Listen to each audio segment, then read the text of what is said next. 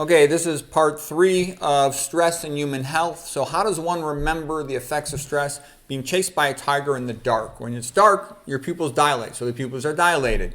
You're running, so you need more blood glucose to feed those muscles. The tiger might scratch you, so you're more prone to clotting. You're hypercoagulable, but it does a lot of other stuff. Like we talked about, all that matters is your muscles and your ability to get the heck out of there. So you don't care about digestion, you don't care about immune function, you don't care about healing a wound, you don't care about advanced philosophy, you just need to survive. You don't care about growing taller, okay? All right, what does cortisol do?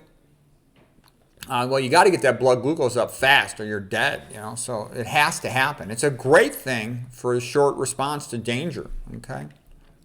But you don't need it if you're just pacing around the house wondering if Betty loves you or loves you not, You ramp up gluconeogenesis in the liver, tenfold. You can get a lot of blood glucose in the liver.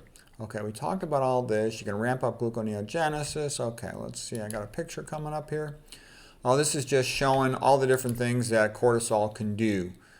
But it decreases sleep. Cortisol is like the daytime hormone for being awake. But you don't want high cortisol at night. If you're stressed out at night, you toss and turn, you can't sleep. That's not good. You don't get your sleep and you don't replenish yourself, restore yourself as well. Your brain doesn't clean itself as well.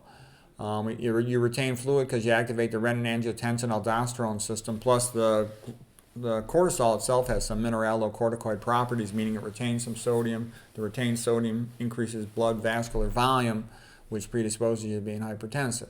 Okay, hyperstimulation of the brain, we talked about this. Decreased libido. When you're afraid for your life, it's not a time for making the two-back beast with the Betty.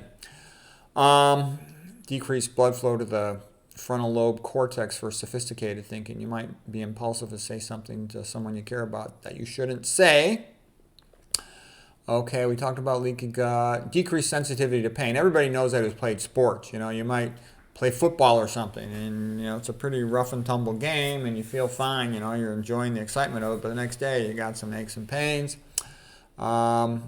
Stress can make you anxious, and if it's chronically severe, you can get even PTSD, post-traumatic stress disorder.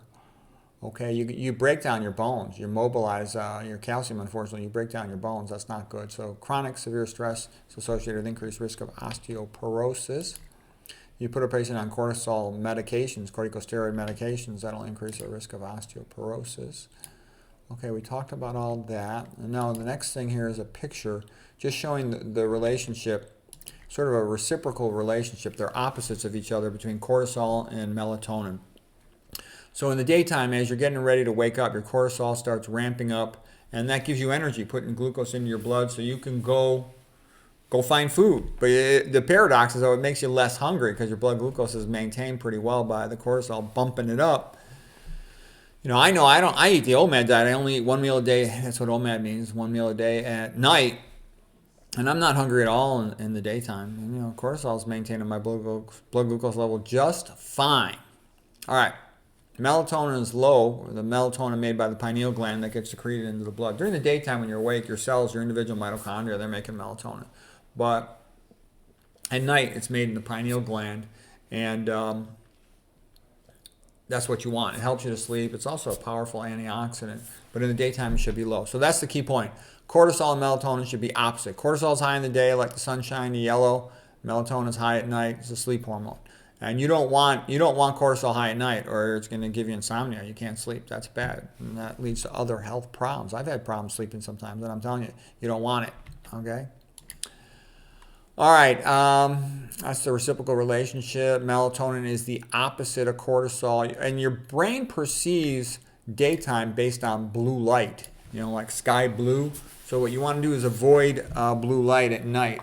One thing you can do is you can wear these yellow blocker glasses. Got to make sure they're really yellow, because those are the ones that'll actually block out the blue light. If they're clear, then they're probably fake. They don't work. And just, dim the lights at night. Do whatever you can to reduce that light at night. I did that, and that helped. It significantly helped. And you got to get the lights off. My routine when I come home at night from work is, shit shower, showtime. Okay, I joke with my kids. Shit shower, shave, showtime.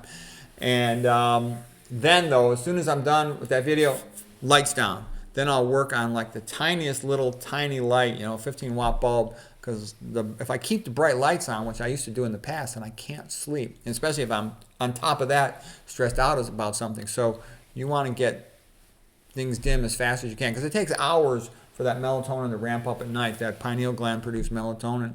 A lot of Americans, I think, have difficulty making melatonin because, with fluoride in the water, it causes calcification of their pineal glands. I've seen the calcifications. Ask any doctor that looks at brain CAT scans. They're all calcified. Typical American, not all of them, but a lot of them. They're calcified, and that pineal gland's not functioning at maximum optimal level. And for a man, it gets more difficult to sleep as you get older. You can remember when you're 20 years old, you sleep like a rock.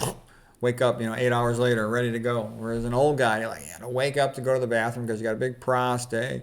You got to wake up because maybe you got micromercurialism from dental amalgams. You wake up because, you drank coffee, you're stressed out about something.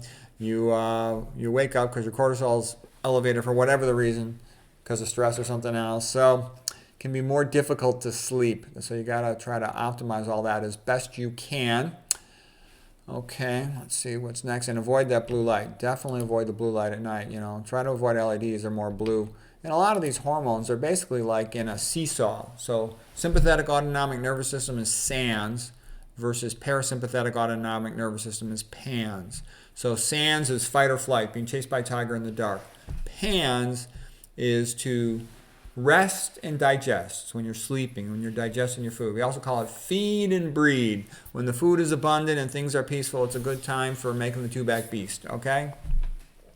Cortisol is the opposite of melatonin. We talked about that. Cortisol is also the opposite of oxytocin. So cortisol is the stress hormone, fight or flight, danger. Whereas oxytocin is the love hormone. Everything is cool. It's time to just cuddle and make the two-back beast, okay? Over here, cortisol, again, sort of a little different here, that it's a vasoconstrictor. Same thing, dietary sodium is a vasoconstrictor versus vasodilators are things like potassium and magnesium. Those both come primarily from plant foods, okay?